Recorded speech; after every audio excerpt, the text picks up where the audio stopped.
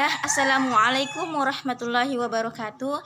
Perkenalkan, nama saya Andi Suci Wahyuni dan di sini saya akan membahas mengenai perkembangan atau fase perkembangan madrasah di Indonesia serta kontribusi madrasah terhadap perkembangan pendidikan Islam di Indonesia. Yang pertama, mengenai fase perkembangan madrasah di Indonesia. Yang pertama, pada masa penjajahan. Pada masa pemerintahan kolonial Belanda, madrasah memulai proses pertumbuhannya atas dasar semangat pembaharuan di kalangan umat Islam. Madrasah pada masa Hindia Belanda mulai tumbuh meskipun memperoleh pengakuan yang setengah-setengah dari pemerintahan Belanda. Kemudian yang kedua adalah pada masa Orde Lama. Perkembangan madrasah pada masa Orde Lama sejak awal kemerdekaan sangat terkait dengan Departemen Agama yang resmi berdiri pada tanggal 3 Januari 1946. Dalam perkembangan selanjutnya, Departemen Agama menyeragamkan nama, jenis, serta tingkatan madrasah sebagaimana yang ada pada sekarang ini. Madrasah ini terbagi menjadi dua kelompok. Pertama, madrasah yang menyelenggarakan pelajaran agama sebanyak 30%, sebagaimana pelajaran dasar dan pelajaran umumnya 70%. Yang kedua, madrasah yang menyelenggarakan pelajaran agama Islam yang murni yang disebut dengan madrasah diniyah. Madrasah pada masa Orde Baru. Nah, pada masa Orde Baru, pemerintah mulai memikirkan kemungkinan mengintegrasikan madrasah ke dalam pendidikan nasional berdasarkan SKB atau Surat Keputusan Bersama 3 dimensi, yaitu Menteri Agama, Menteri Pendidikan dan Kebudayaan, serta Menteri Dalam Negeri nomor 6 tahun 1975.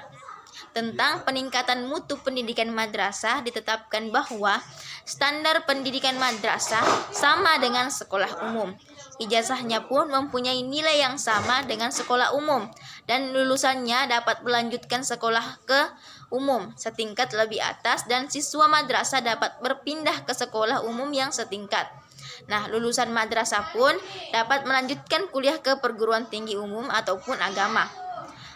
Pada masa Orde Baru ini, madrasah mulai dapat diterima oleh semua lapisan masyarakat, mulai dari masyarakat kelas rendah sampai dengan masyarakat menengah ke atas. Sedangkan pertumbuhan jenjangnya dibagi menjadi 5 jenjang atau pendidikan yang secara berturut-turut. Yang pertama, Raudatul Afdal yang sejajar dengan Taman Kanak-kanak, Madrasah Ibtidaiyah yang sejajar dengan sekolah dasar, Madrasah Sanawiyah yang sejajar dengan SMP, Madrasah Aliyah yang sejajar dengan SMA, serta Madrasah Diniyah yang pelajarannya 100% agama Islam. Nah, kontribusi madrasah terhadap perkembangan pendidikan Islam di Indonesia. Nah, adapun beberapa kontribusi atau peran yang bisa dikembangkan oleh madrasah dalam melahirkan generasi muslim. Yang pertama adalah madrasah berkontribusi sebagai media sosialisasi nilai-nilai ajaran agama Islam. Yang kedua, madrasah berkontribusi sebagai pemeliharaan tradisi keagamaan dalam lingkup masyarakat muslim. Madrasah berkontribusi sebagai wadah untuk membentuk akhlak dan kepribadian generasi muda muslim. Kemudian, madrasah berkontribusi sebagai benteng moralitas bangsa yang kini telah mengalami kemerosotan atau dekadasi moral yang luar biasa.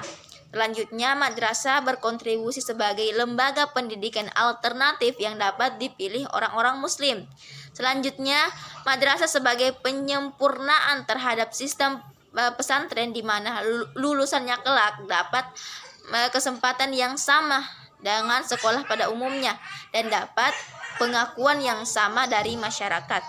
Yang terakhir, madrasah menjadi upaya menjembatani sistem pendidikan yang selama ini dilakukan oleh pesantren dengan sistem pendidikan modern. Sekian yang dapat saya sampaikan. Kurang dan lebihnya mohon dimaafkan. Wabillahi taufiq wal hidayah. Wassalamualaikum warahmatullahi wabarakatuh.